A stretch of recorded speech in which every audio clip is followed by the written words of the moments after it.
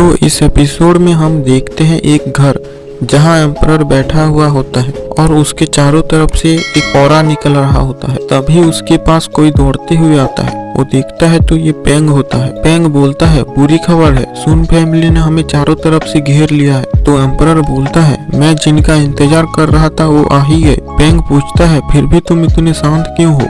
Emperor बोलता है, क्योंकि मैं उन्हीं का इंतजार कर रहा था और मिस और उनके भाई को बुलाओ। पेंग बोलता है, तुम कितने टैलेंटेड और साहसी हो। फिर हम देखते हैं घर के बाहर बहुत सारे लोग चिल्ला रहे होते हैं और वो लड़की भी यहाँ होती है। वो लड़की बोलती है, तुम बहुत घमंड दिखा रहे थे ना, अब क्या हुआ? फिर वो देखती है कि वो लोग बाहर आ रहे होते हैं। प्रिंसेस बोलती है, मैं जानना चाहती हूँ कि मिस सुन को इतने सारे आदमी लेके हमारे यहाँ क्यों आना पड़ा? तो वो लड़की बोलती है, जैसे तुम्हें पता नहीं है क्यों? जो तुमने काई हाउस में किया था मैं उसे भूली नहीं हूँ और आज मैं तुम सबको डिस्ट्रॉय कर दूंगी। तो प्रिंसेस एम्परर की तरफ देख के सोचती है, जब तक जाओ फान नहीं डरता सब ठीक होगा। और बोलती है, लेडी सुन, हमारी फैमिली 100 सालों से यहाँ पे है और हमें डिस्ट्रॉय करना इतना आसान नहीं। सुन फैमिली तो यहाँ कुछ दशकों पहले ही आई है, इसलिए जबान संभाल के बात करो। तो ये सुन के वो लड़की गुस्सा हो जाती है और उस पर अटैक करने बढ़ती ही है कि एक आदमी उसे रोक देता है और बोलता है,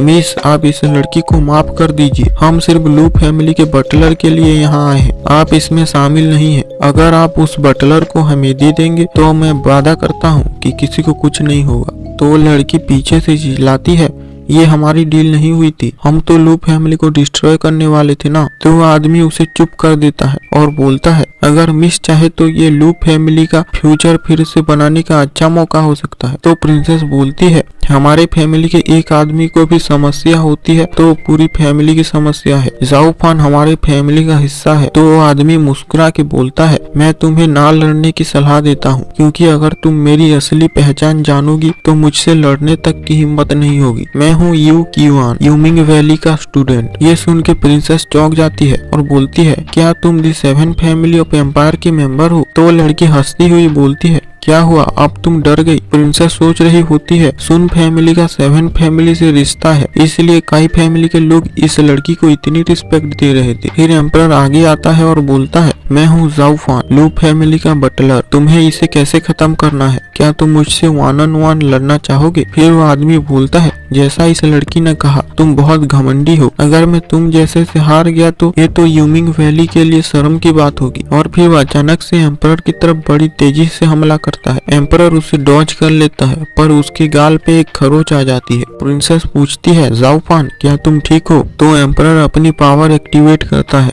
और वो आदमी सोच रहा होता है, ये साला डर क्यों नहीं रहा है? ऐसा लग रहा है जैसे ये इसे एंजॉय कर रहा है। तभी अचानक से उस पे एम्परर अटैक कर देता है। वो उसे अपने हाथ से रोकने की कोशिश करता है पर उससे वो दूर चला जाता है। तो वो अपनी हाथ की तरफ देखता है तो उसमें से खून निकल रहा होता है और वो सोचता है, मैं तो मुसीबत में पड़ गया।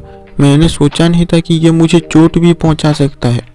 और उसे देख के सोचता है, क्या ये हो सकता है कि ये डीमन कल्टीवेटर हो? डीमन कल्टीवेटर पावर के लिए कुछ भी कर सकते हैं और ये बहुत कड़ी ट्रेनिंग करते हैं। ये बिल्कुल किसी पागल आदमी की तरह लड़ते हैं। मुझे ये जल्दी खत्म करना होगा। फिर वो एम्परर के चेस्ट पे हमला करता है जिससे एम्परर के मुंह से खून निकलने लगा। और फिर वो बोलता है, तुम्हारी की फ्लो रुक चुकी है। अगर तुम्हारे पास और कोई स्किल हो भी तो तुम अब उसे इस्तेमाल नहीं कर पाओगे, अब मरो। एम्परर बोलता है, ब्लड शैडो पाम, और उस पे बहुत बड़ा अटैक करता है जिससे वो बहुत दूर जाके गिरता है। और वो सोचता है, मैंने तो इसकी की फ्लो रोक दी थी, फिर उसने मार्शल आर्ट स्किल कैसे इस्तेमाल की? यूं नहीं बोलता है, जाओ फान तुम तो कमाल के हो, इसके जैसा तुम्हें हरा ही नहीं सकता। पर अचानक से एम्परर गिर जाता है। तो वो आदमी बोलता है, इसकी की सील हो चुकी है, फिर भी इसने स्किल इस्तेमाल करने के लिए अपने बॉडी को फोर्स किया, इसलिए ये जल्द ही मरने वाला है। प्रिंसेस बोलती है, ये तुम क्या बोल रहे हो? फिर वो आदमी बोलता है, मुझे लगा था मुझे अपनी पूरी पावर इस्तेमाल करनी पड़ेगी,